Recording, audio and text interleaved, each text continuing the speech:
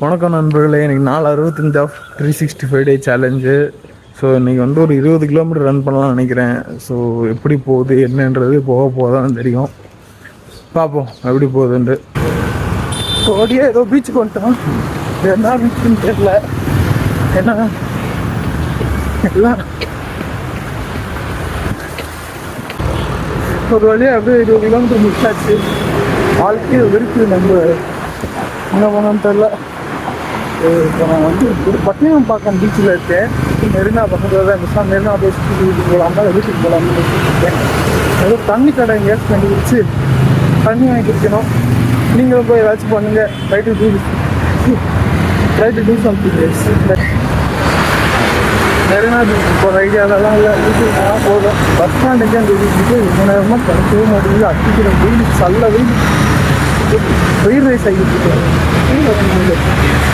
வாய் சரியாக சும்மா இல்லாமல் மாதிரி பண்ணாது.